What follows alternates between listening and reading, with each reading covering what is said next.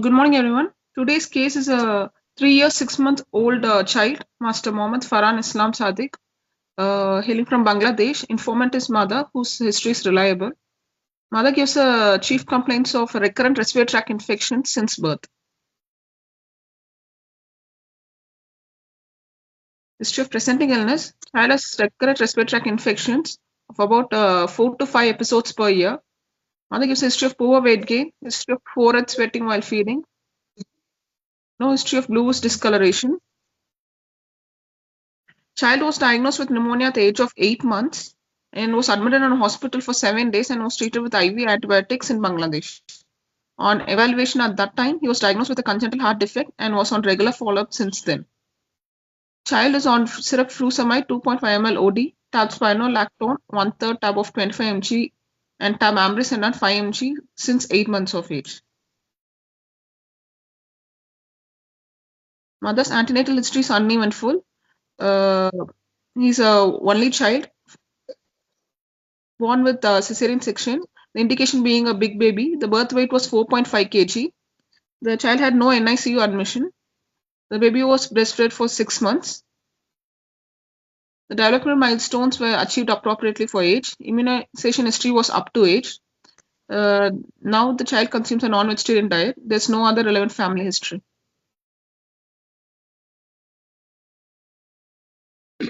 When exactly the symptoms started? So the child had a RTI, but on 8 months of age he was diagnosed because he was admitted in hospital. Any other symptoms? Other than that, only mother gives history of decreased appetite and poor weight gain.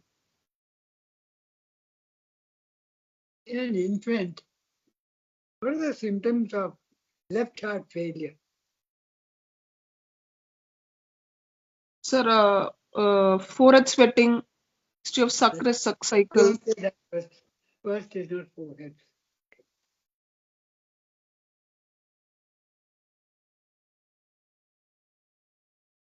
Forehead sweating comes later in the. So, failure to thrive, refusal of feeds.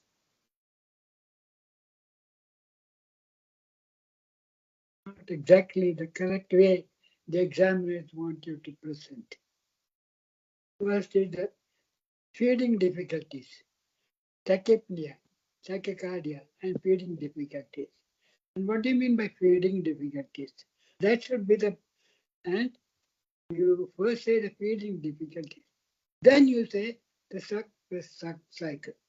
Because in an infant, the breast sucking needs a lot of effort, So they go, the first sign of left heart failure in babies, tachypnea, tachycardia, and feeding difficulty, which is actually the sucker cycle. Then comes the forehead sweating, all those things, Yes, sir.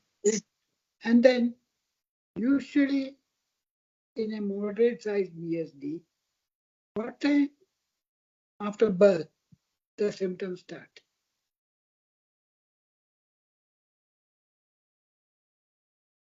So after 4 weeks of age. 6 to 8 days. Why is that?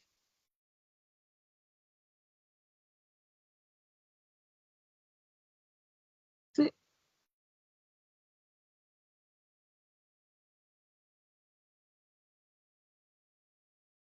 because they do not cause very large VSD may be symptomatic.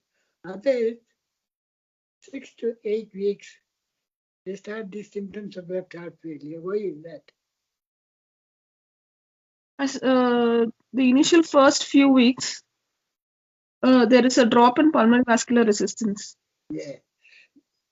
Say the other way. Initially, there's a high pulmonary vascular resistance. The flow to the pulmonary arteries is not very high. So most of the symptoms are due to very high pulmonary outflow and into the LA, increase overload the LA and LV, and the LV goes into failure, which produces the symptoms of tachypnea, tachycardia. And then as the child grows, you say failure to thrive. What exactly do you mean by failure to thrive?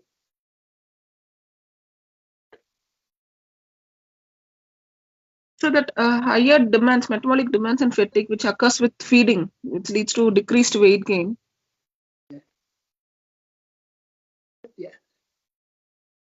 And also because of the left to right shunt, relatively most of the blood goes into the right side, and the Right side. relative consumption. So failure to thrive, and that usually manifests as a failure to gain weight rather than failure to gain height. So usually the weight can be less than 30% as of now. So that's exactly what. Okay, all right. So Yes. okay. And actually, we have described many. I mean, even 2 weeks ago, what exactly is the definition of a repeated respiratory tract infection? What we mean is a repeated lower respiratory tract infection. They may get frequent upper respiratory, but what we mean, and I explained the reasons for that also last time. Okay. Yes, sir. And the Indian Association of Pediatrics define it as more than 2 or 3 in the last 6 months. Okay. Months. And usually require antibiotics, sometimes hospital admission. Yes, sir. Yeah, okay. These are basic things to right. Yes, sir. On general physical examination, the child is conscious oriented, the child is cooperative, afebrile, there's no pala, no icterus, no cyanosis, no clubbing, no pedal edema, or no generalized lymphadenopathy. Okay. The pulse rate is 104 per minute, regular in rhythm, normal volume, with no radial or radiofemoral delay. All peripheral pulses are palpable. The blood pressure is 100 by 64 millimeter of mercury, which is measured in right upper limb in sitting position. The respiratory rate is 24 per minute, abdominothoracic type of respiration. Saturation is 99% at room air, then JVP is not raised. Systemic examination, cardiovascular system. On inspection, apical impulse is seen in left sixth intercostal space, half-inch lateral to mid-clavicular line. There is no scars. You can see that, is it? Yes, sir, it is seen. I told him many times, how can you say 6 space without actually the measuring the intercostal space starting from the angle of the So normally we describe apex Lower and visible below the in the nipple. mid-clavicular line, in the mid-clavicular line, in the anterior axillary line, below the nipple. Only that description you can give on inspection. Unless it's a very marasmic child, you can count the ribs from outside, but that's not the correct thing to do. So you say whether it is the mid-clavicular, outside the clavicular, anterior axillary, even mid-axillary line or something, what it is. So don't say the 6 phase, okay? Yes, sir. That in your palpation it comes. Then the reference point is the angle of Louis. From there you measure. Okay, sir. Okay.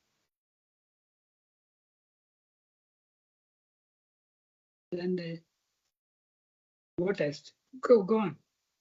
Yes, sir. On palpation, apical impulse is Yeah. confirmed to be in left sixth space, half-inch lateral to mid-clavicular line, hyperdynamic in character. Thrill is appreciated along the left lower sternal border. There is no palpable heart sound or parasternal heave, no palpable pulsation over the chest. No thrill. Okay. Yes. There's a thrill, is it? Yes, sir, there's a thrill. Okay. Then you should specify which space is the thrill. Yes, it's the lower left sternal border, Okay. around the fifth space.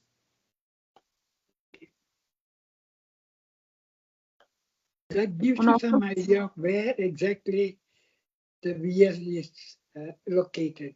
Okay. Okay, sir. On auscultation, S1, S2 is normal. There's a holosystolic murmur here along the left lower sternal border of grade 5/6. It's radiating over the entire precordium. No other murmurs here. What other murmur did you look for?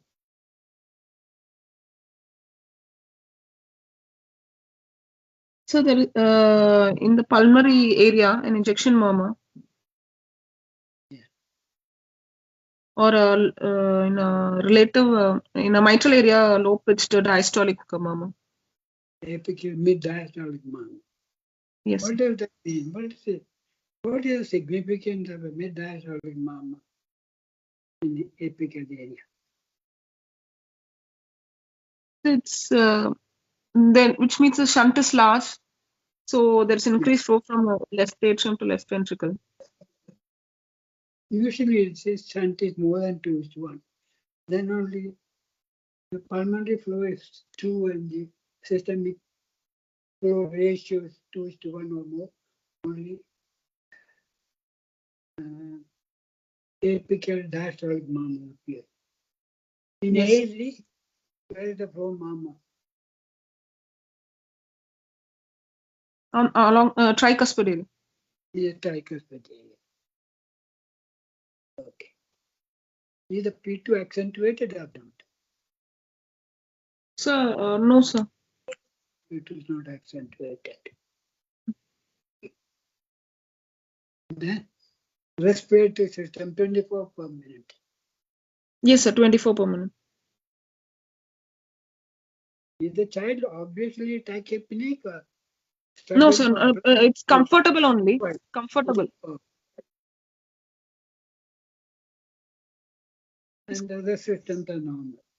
Yes, sir. Other systems are normal. No abdomen, no evidence of liver or another. Okay. So what's Yes. your diagnosis in this case? So acyanotic heart disease, the shunting at the ventricular level, in sinus rhythm, with signs of CCF on treatment, with no signs of pulmonary arterial hypertension or thromboembolism or infective endocarditis. Okay. What the treatment the child is on?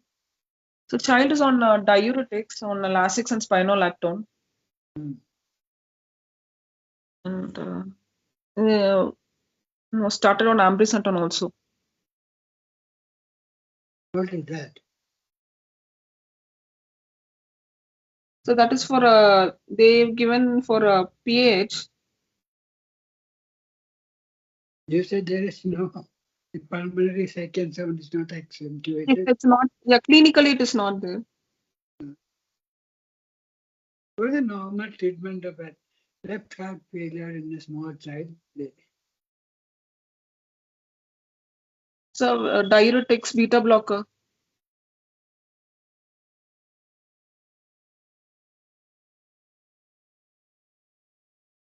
Mainly usually it's diuretics. And diuretics also in babies, if you give Lasix alone, there's a problem of potassium going up, Yes, sir. So Electron. that's why you give spironolactone also, okay? Yes, sir. And the next treatment in such cases is a afterload reduction by ACE inhibitor. Yes, sir. And the problem with ACE inhibitors is that ACE inhibitors themselves increase the potassium level of the body. So if the patient is on ACE inhibitors also, you don't combine spironolactone, Yes, sir. which conserves potassium.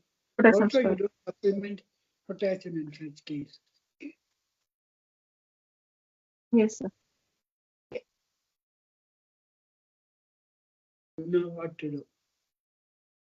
So, So how do like you know it's a small, moderate, or large VSD? Of course, that is explained only after an echocardiography, but the examiners are very fond of asking what's the difference of a small VSD, what's the difference of a moderate VSD, what's the difference of a large VSD. So, large holosystolic murmur, and the baby presented I'm not saying the symptoms. I'm asking the definition of a large VSD, definition of a moderate size VSD, and definition of a small VSD. sir, large VST. They have identical right ventricular and left ventricular systolic pressures. They both are elevated. Normally, what the answer should be, the large VSD is the same diameter as the aortic annulus. That's the first thing to say. Yeah, Or okay. more than 75%. 75% of the aortic annulus. Because the babies may be of a different size. So 3 millimeter BSD in an infant of 2.5 kilograms is more significant. So that's why you always connect it to the aortic annulus diameter. Diameter of 75% of more of aortic annulus is large. Yes, Small is less than 33%. Moderate is diameter of 33 to 75% of aortic annulus. Very good.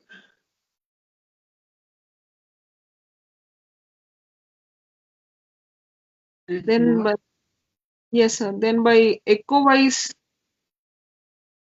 the flow velocity in a large defect will be less than 1 meter per second. Very good. Yeah. The small defect will be more than 4 meter per second. Moderate will be 1 to 4 meter. Very good. And the pressures? The pressure is equalization of both the left ventricle and right ventricle, and the pulmonary artery pressure is also at the systemic level. In a moderate VSD,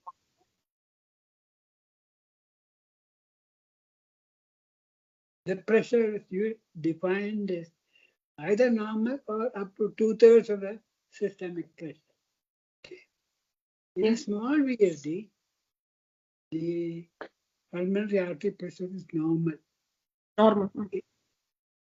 And the other thing is the smaller VSDs make harsher murmur. Very large VSDs may not produce a murmur like a tetralogy of Faro. In tetralogy of Faro, the murmur is not from the VSD, it's from the pulmonary stenosis. Pulmonary artery. Manner. And then the flow murmur and the evidence of accentuated P2. This gives you an impression where there is a small moderator with a large ventricular septal defect. Okay, all right. Yes, sir. I would like to further investigate common associated features of VSD. Associated of VSD. PDA, sir. 25%. Coarctation of aorta. PDA 25% is very high. Usually 6 to 8%. Coarctation about 10%. 10%. What else?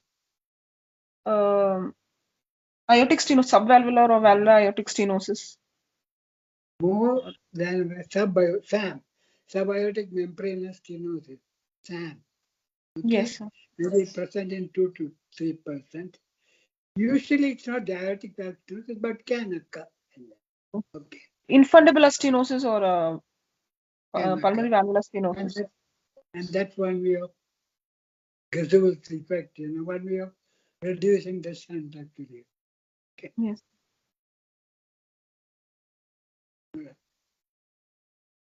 Then they are interested in asking you, what is the incidence of VSD among congenital heart disease, and what is your impression about spontaneous closure of VSD? What will your answer be?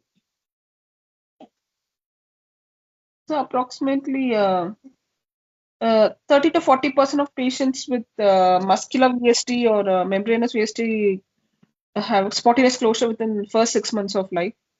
Now, first say the incidence of VSD and the natural history of VSD.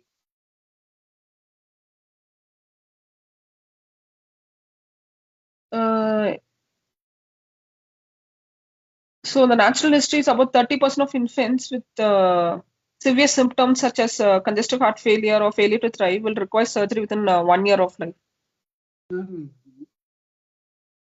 In VSD is one of the most common congenital heart disease, which is about 25 to 30% of all congenital heart disease, except the abnormality of a bicuspid aortic valve, which is more than that. Okay, that's what you should have.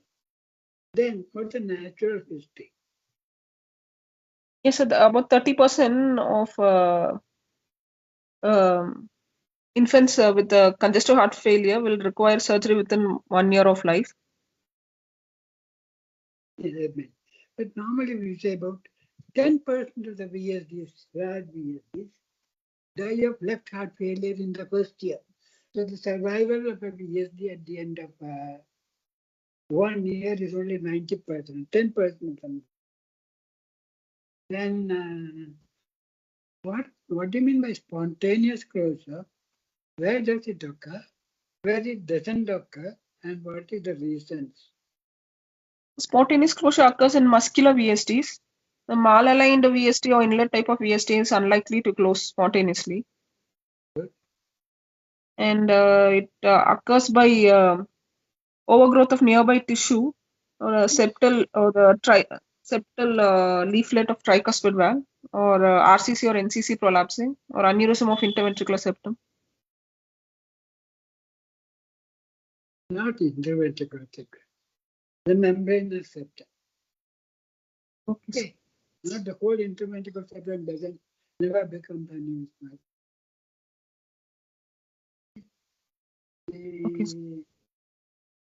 Normally, actually, you answered correctly in the first instance. Taken all VSDs together, 30 to 40% of VSDs may have spontaneous flow. Spontaneous closure. Even larger VSDs become smaller, about 25% become smaller in size. And also it depends on the time you see, because nowadays echo is done so frequently. Classical description is that if you see a baby at 1 month, there's an 80% chance of that VSD closing. Moderate size VSD, not very large. And if you see at 3 months, 60% of them are likely to close. And if you see at the end of 1 year, about 25% of them may close. And normally VSDs usually close by 3 to 5 years. Because small VSDs may close even later. But usually maximum closure occurs in the first 3 to 5 years. So these are some of the facts you should know during an exam. And the mechanism of closure you mentioned, but little more. Yes, sir. What exactly do you mean by a malaligned VSD?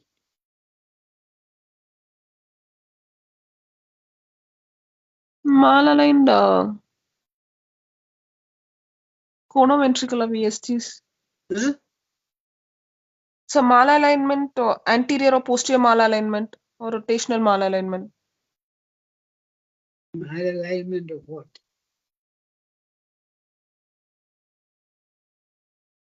Of the septum, interventricular septum to the outlet. I mean, of the malalignment of the conal septum. The infundibulous septum conal.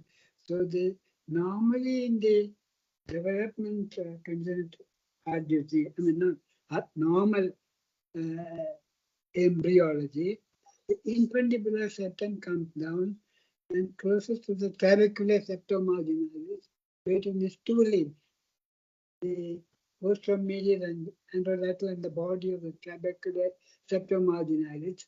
The infundibulous septum or conal septum comes and closes to the trabecular septum marginalis. In patients with pathology of Faro, this is anterior Anterior malalignment. deferred non-alignment, so much so that VSD as the child grows becomes bigger and bigger. So that's why such VSDs never close. The maximum closure, as you said, is in the muscular or trabecular VSD. Then comes the trabecular VSD because of the as the child grows, hypertrophy of the trabecular and then the close. Okay, and perimembranous VSD is also likely to close, and that mechanism you should know thoroughly. Yes, sir. Yeah.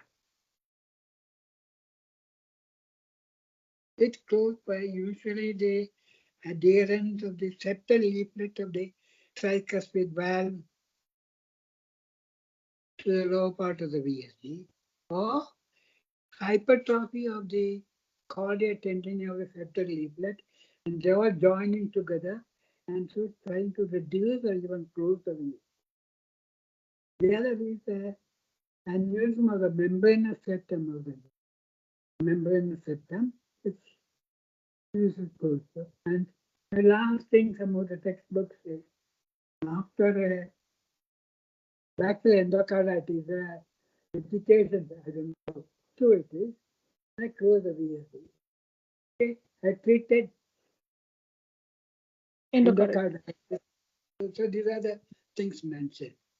And what happens if the septal leaflet gets adherent to the lower part of the margin of the VSD? What happens?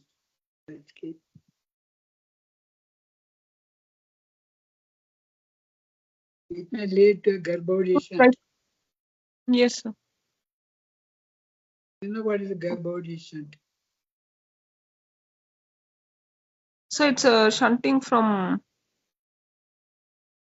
LV to RA. Good. Why? What's the reason for that?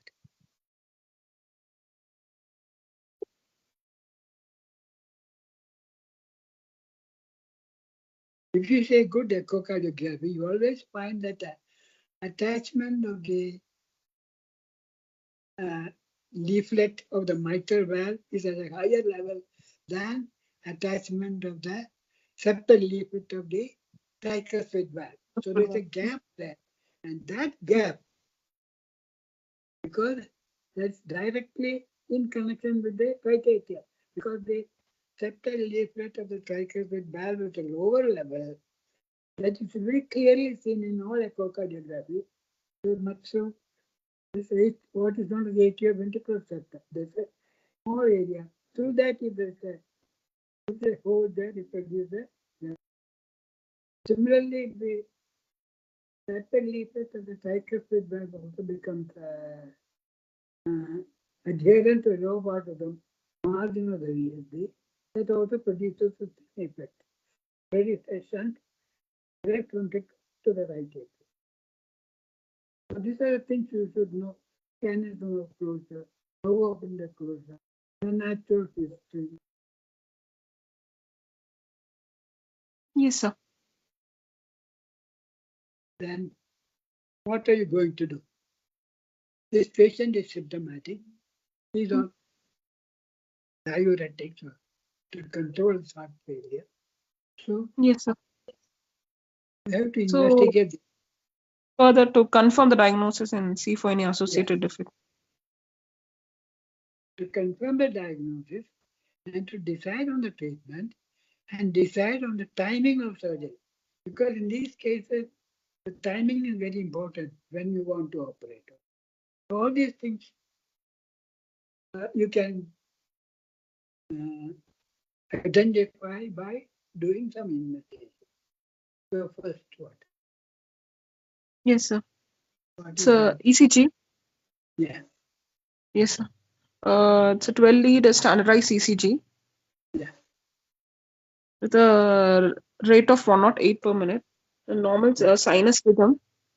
Yeah. The normal axis. What about P wave? Is there any evidence? What is the transactional signs of VSD? Sorry, sir. I can't. What are the classical ECG signs of VSD? A large VSD will have a biventricular hypertrophy. It's moderate VSD. But Moderate has a left ventricular increased volume. Left atrium, there's increased volume in the left atrium. They should by LAE, left atrial enlargement, and left ventricular hypertrophy. These are the classical signs of a VSD. Left ventricular volume overload also. So something like premitral, biphasic in V1. Then evidence of large flow in lateral chest leads. What is that? Sorry, evidence of? High flow, left to right side. A QA, that's a sign of a large flow. When the Q waves are present in the lateral chest leads, it's a sign of a high volume in the left ventricle and left ventricular hypertrophy. And as a patient develops pulmonary hypertension, you get a biventricular hypertrophy. What is the ECG factor in a biventricular hypertrophy?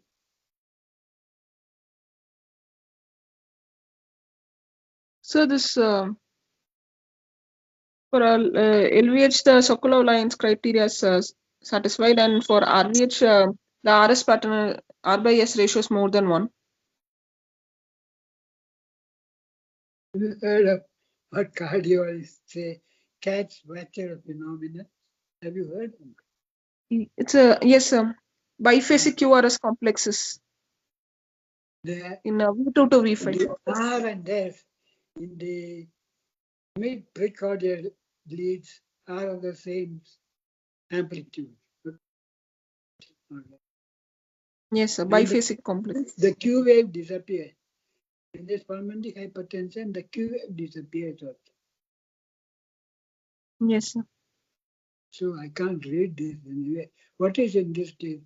Are there Q waves in the lateral? Q waves are in chest. That's no, sir, it's not. I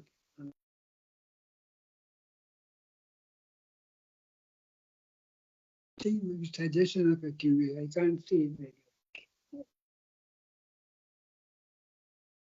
And the axis. What are the axes of usual VSDs? Usually normal if any associated pulmonary arterial hypertension or right axis deviation. What about another type of VSD which may not have right axis deviation, but a left axis deviation? That in AVCD. AV canal type of defect, or Yes. what you call as a posterior paratricuspid inlet defect. In that type, it's a left axis deviation, like an AV canal. Yes, sir. And actually, such VSDs do not close. We mentioned many other VSDs which close, and you said the subpulmonic VSDs may close. Subpulmonic by the prolapse of the aortic right coronary cusp, and the perimembranous defect by the prolapse of non-coronary cusp. Okay? Yes, The yes. non usually. And what the reason for prolapse? So Venturi effect. Yeah, because it's usually very small VSDs. There's a very high velocity, as you And a mentioned, decreased pressure. 4 meters per second. So it produces a venturi, and the overhanging coronary cusp prolapses into that. Okay. All right. Yes. At what age does it become manifest, the prolapse of the coronary cusp? Usually they say in 5% by the age of 5. So the age of 5 years usually.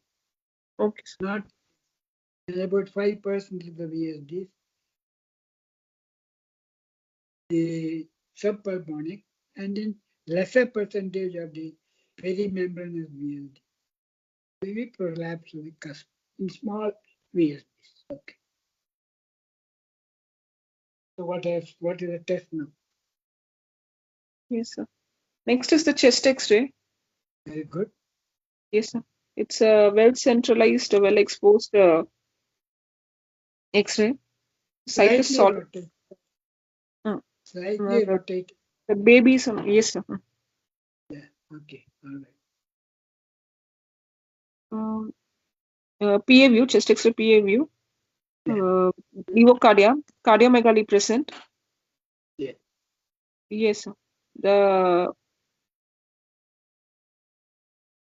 aortic knuckle is small. The PA is dilated. First, when you say cardiomegaly, they expect you to say it's 60%, 55% or something. The examiner is supposed to say that. Okay. Yes, sir. 70.7 cardiothoracic ratio. It may not be that much. Anyway, it's about 60%. You know how to measure they say, you know how to measure it. Yes, sir. The midline from the right side and the left On side. the left side. You draw midline and maximum on the right side enlargement to the midline plus maximum on the left side to the midline. If two together, you said cardiomegaly.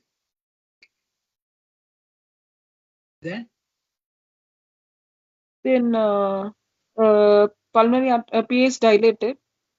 the important thing is to say whether the patterns of left ventricular type or whether LV the type of left ventricular enlargement, left atrial enlargement.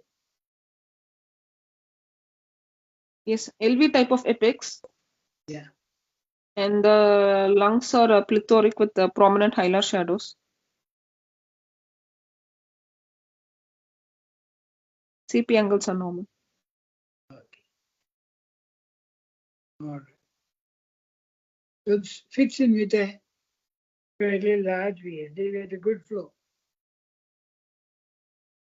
No evidence of pruning to show that it's a pruning is there. We know it's a severe pulmonary vascular disease. It doesn't show that. Yes, sir.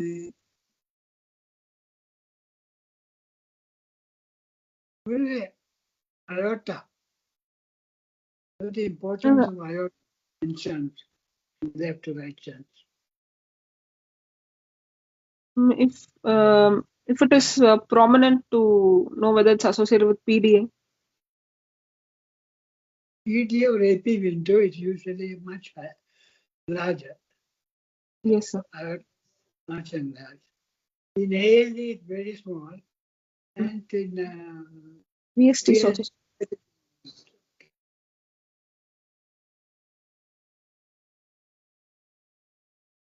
This fits in with probably a ventricular septal defect, because Yes. the type in the atrial septal defect, there is a left ventricular type of apex, left atrial enlargement, and that Yes, sir. plethora and plethora in there.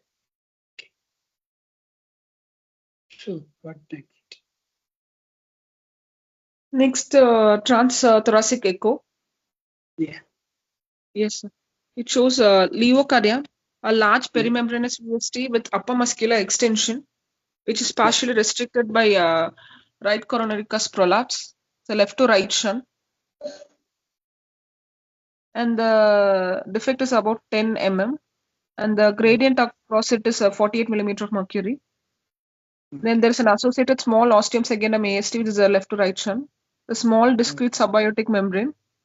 Then the RCC and NCC prolapse with a trivial AR. There is no LVOT obstruction. A grade 2 MR. There is also an RVOT muscle bundle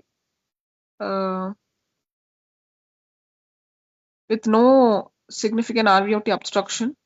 The gradient is around 29 millimeter of mercury with a good biventricular function. Okay. So, And mild pH. is it operable? Mild pH. Okay. Mild pH. Yes, operable.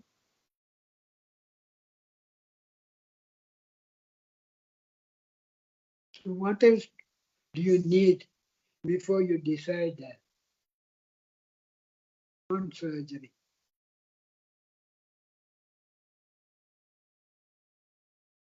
Sir, since it's mild pH,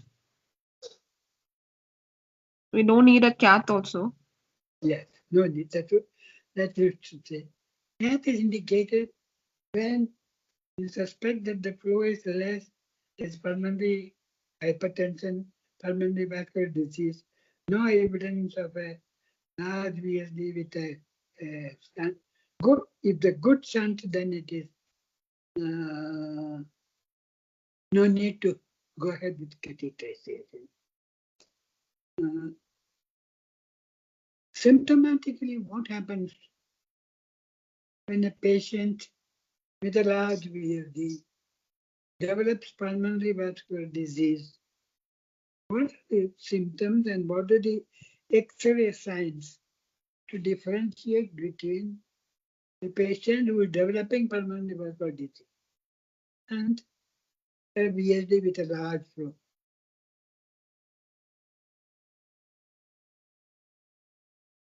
The first thing is the parents say the child is better now because Yeah. the repeated respiratory infection, everything is gone now Yeah. because of the pulmonary vascular disease. The flow has become less. The child is less symptomatic.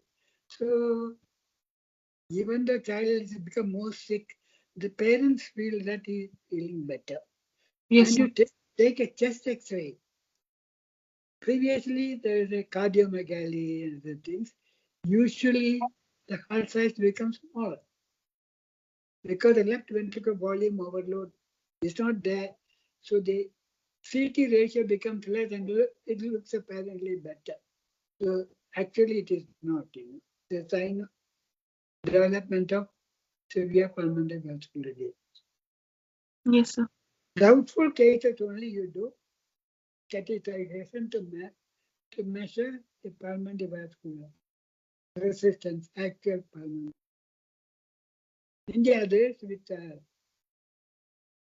echo and Doppler.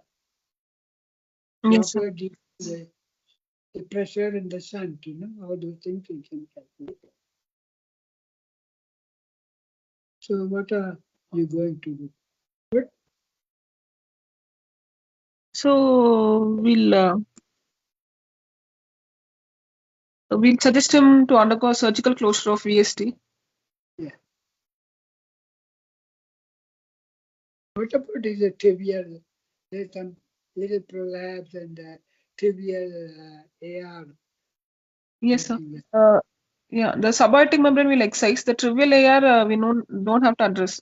It's an indication, and the prolapse is an indication to close the VSD. Did you say there is subaortic membrane? I thought you said infundibulous stenosis. Isn't it? No. There is subaortic membrane also, is it? It's a small membrane, sir. No LVOT obstruction. SAM is seen in about 2 to 3% of cases of VSD. Yes, sir. But in this condition, you may get a more significant subaortic membrane. After certain operations, the incidence of subaortic membrane is very high. What operation?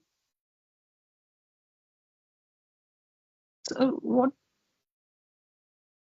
Previously, they used to do PA banding. For some Okay. reason, a patient with a PA band has got a higher tendency of developing a subaortic stenosis. Okay. And actually, the textbooks are not very clear what exactly is the reason, but they're finding that a patient with a clear band, certain percentage, I don't know how much, develops subaortic. Then the question they ask, what exactly the timing of surgery VSD course?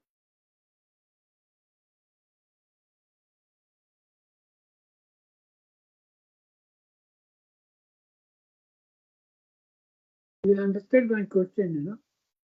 The timing of surgery. Yeah.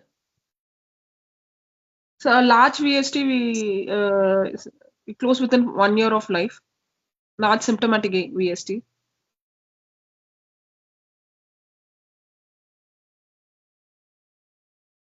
What I expected is that a large VSD in a child less than 3 months with symptoms of left heart failure, not well controlled with medication, should be closed as early as possible. Okay. A child with a large VSD with symptoms, but can be controlled with medication, should be closed at the age of 6 months. This Okay. is actually, I told you many times, read the recommendations by the Indian cardiologists and cardiac surgeons. Should be closed by 6 months. And they also say if a patient is absolutely asymptomatic, no pulmonary hypertension, moderate VSD, it goes by 3 to 4 years. But in this hospital, the usual practice is to close it by 1 to 2 years. Normally, previously we used to teach them if a patient is asymptomatic, no pulmonary hypertension, it's usually closed before the school going age, but now they go to kindergarten at an earlier age, you know. So Mm. in this hospital, the policy is to close it at 1 to 2 years. A patient with a moderate size VSD. Small Yes, sir. VSD need not be closed. Closed. Mm. But there's some exceptions to small VSD, Any which like a aortic valve prolapse. yeah, prolapse or AR. Yes, sir. Prolapse alone is prolapse alone an indication for closure.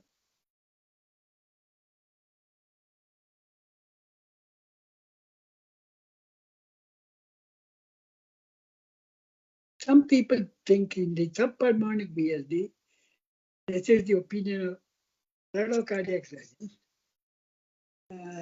better close with a small patch so that it gives support to the cusp and also it takes off the ventral effect so that it doesn't collapse anymore.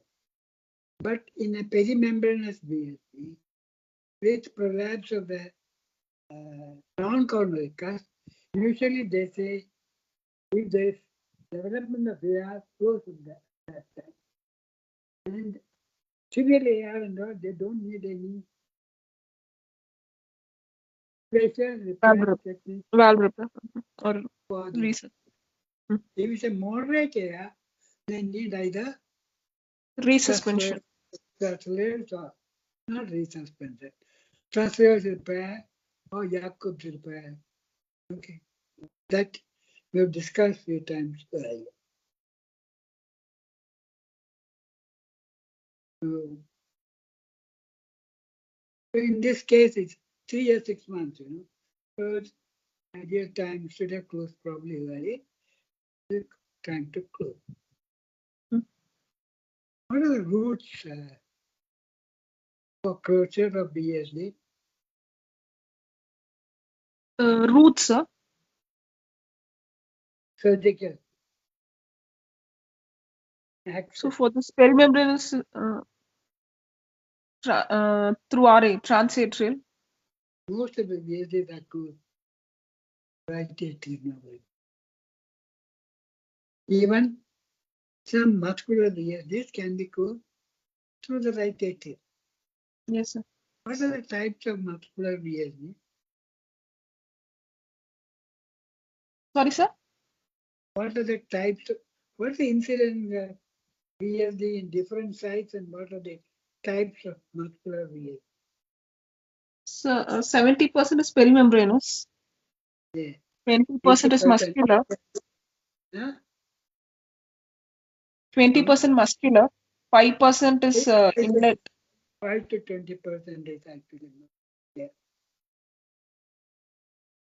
Yes, sir. And 5% is inlet and outlet VSD. Is there any difference in the incidence of outlet or subpulmonic VSD between the Asiatic group and between the European statistics? Yeah, European it is more certain, 30%. No, it's the other way. In Europe and all, the subpulmonic VSD is supposed to be 5%. In the Asiatic, mainly statistics from Japan and China, it's up to 30%. Then there is subpulmonic VSD.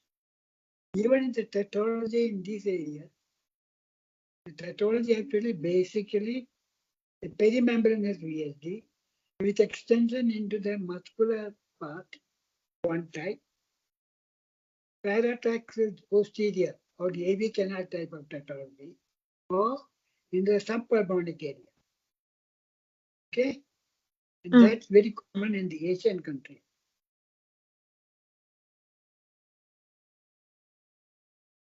So what are you going to do in this case?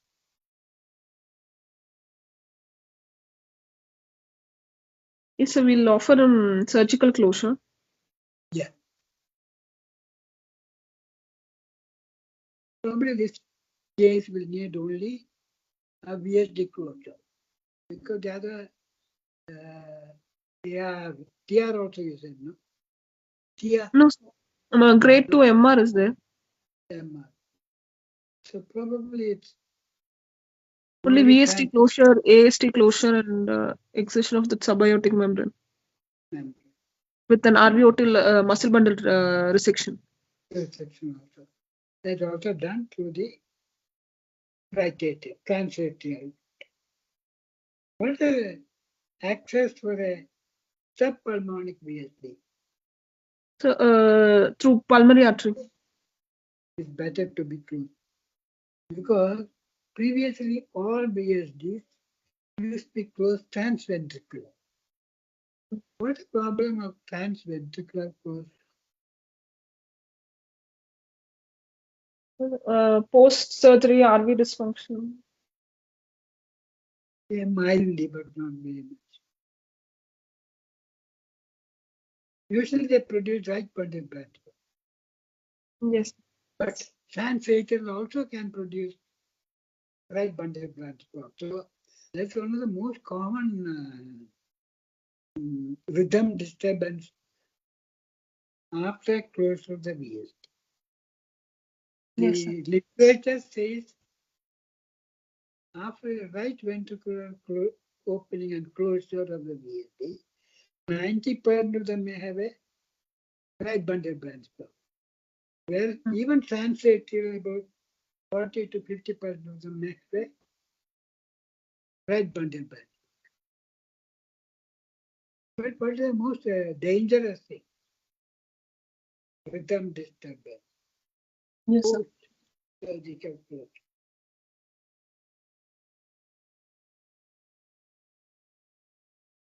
It's a complete heart block. Yes. Yes. What incidence of complete heart block in Narayana area? So less than 1%. Yeah, less than 1%. Which is less than a complete heart block. Ventricular rhythm disturbance in case of VSD closure. Sorry, sir. I said most of them will have a right Bundle branch, branch. which is not a very hemodynamically significant. Okay. Some may have a complete heart block. In between, what else can be there? Left anterior hemiblock. Very good. LH, left anterior hemiblock. In an ECG, how we can find out whether the left anterior hemiblock?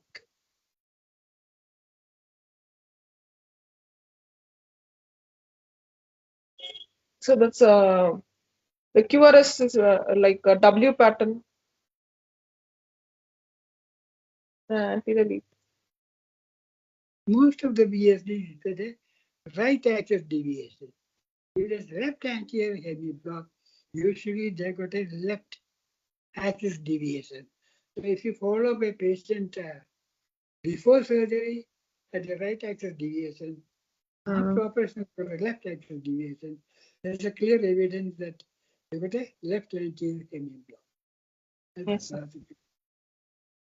Without all the cardiologist details of how to find out, but this is a rough and ready method of finding out whether it's a left anterior hemiblock. Patient with a left anterior hemiblock has to be followed up because some of them may develop later on complete heart block. Okay, sir. The technique, I'm sure we have seen in the case of transatrial VSD, what path we use, what are sutures we use, a continuous suture, interrupted suture, some continuous, some interrupted. All those techniques we have described many times. Yes, sir. What's normally done in this hospital is a continuous suture. Continuous suture. And then they usually ask you what's the course of the bundle in case of VSD. And in most perimembranous VSD, the bundle courses through which region of the ventricular septal? So posterior inferior. Posterior inferior. Not at the apex of the ventricular septum, but more towards the left side. Okay? That's why you take suture slightly away from the apex and on the right ventricular aspect, because the bundle goes to the left ventricular side of that. What's the course of bundle in AV canal type of VSD?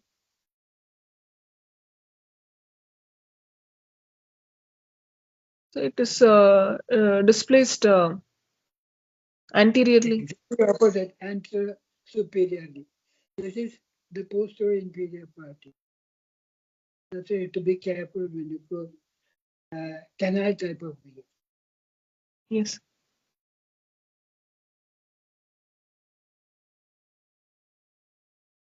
What other methods are there to close VSD? So device closure. Device closure. When do you do that? What are the indications? What are the contraindications of device closure? So a moderate to small sized VSTs with good surrounding margins. And the VST should not be near the conduction area, like perimembranous inlet VST is avoided. And the VST should be at least 1 centimeter away from the aortic valve.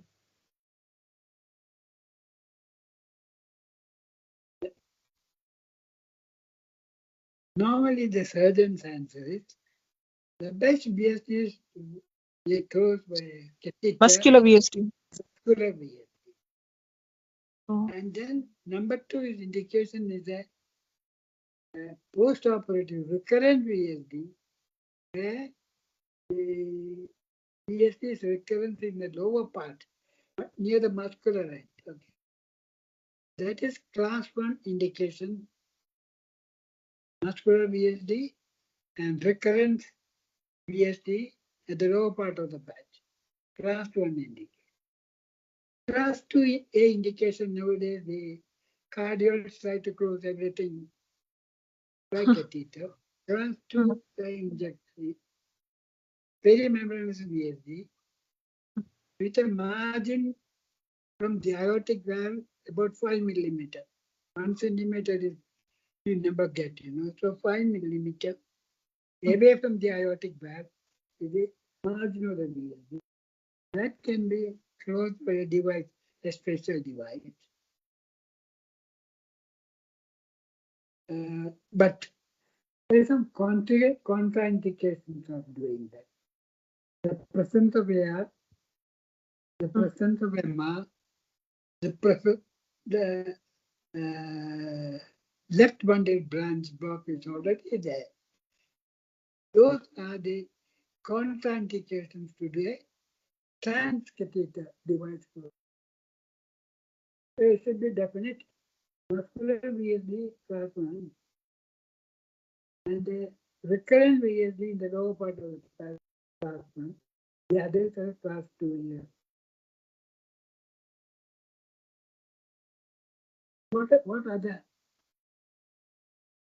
weight of the child or device closed?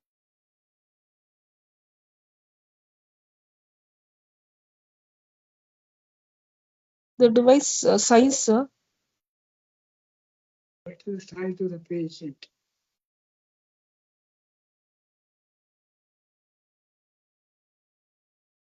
The device goes through the femoral vein. Even then, they say it should be done in children more than 8 kilograms. Last time when we described the ASD, I said the ASD should be done only in children above 15 kilograms. That's because the pure size of the ASD device is a fan cell type, it's a huge structure sitting inside the vein. So, general understanding is ASD transcatheter closure in a child above 8, satisfying all the other conditions. ASD more than 15.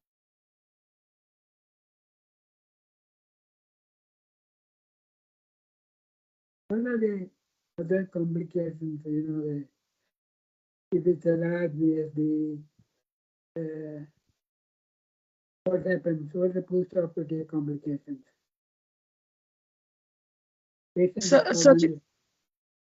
Surgical complication. No, post-operative.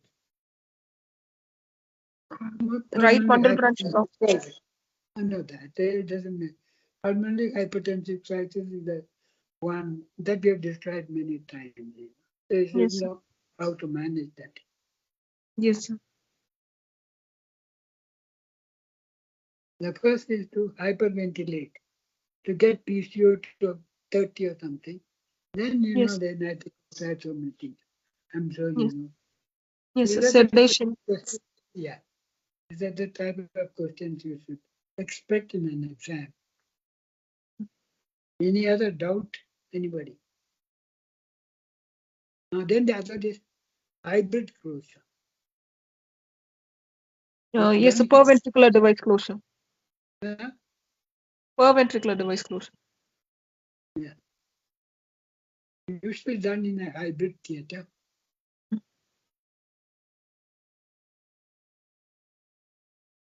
That also the indication, I think, is same as a muscular VSD and recurrent VSDs are the best for a hybrid closure. Yes, sir.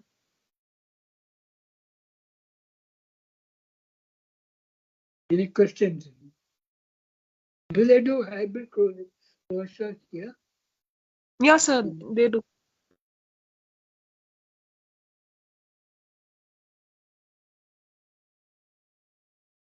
What are the indications of closing a small VSD? Indication, no. Aortic regurgitation, aortic valve prolapse. Yeah. One more. The patient had a bacterial endocarditis before. It's a usual indication. Normally, of course, there are a lot of people nowadays close all small VSDs to prevent bacterial endocarditis, but many surgeons don't accept that. But if the patient has already bacterial endocarditis, when it's healed, it's better to close such a VSD. Okay.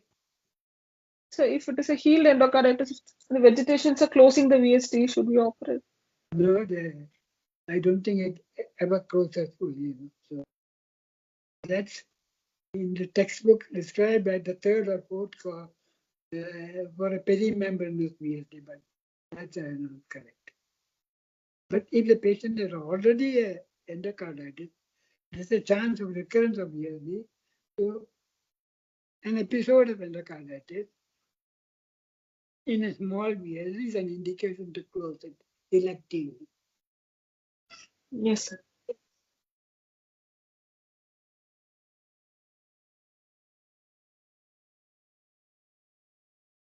Any other doubt? The mortality depends on the pulmonary vascular resistance. Usually it's less than 1%. Okay. Yes, sir. So why autologous treated pericardium is preferred over Dacron patch? Which one? Treated pericardium preferred over Dacron patch.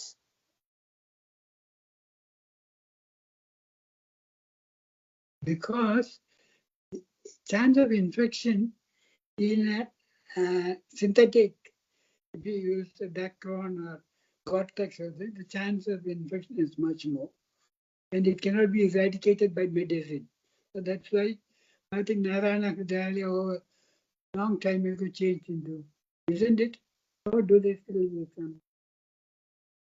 Do they use treated pericardium or do they use Dacron patch? Treated pericardium, most of them. No. That's because of the less chance of infection in such cases. And it's treated because it's easy to Manipulate. show it, it's slightly stiffer and easy to close it by showing it to the ventricular septal. Okay, thank you very much. If there's no doubt, thank you very much. Thank you, sir. Bye. Thank you.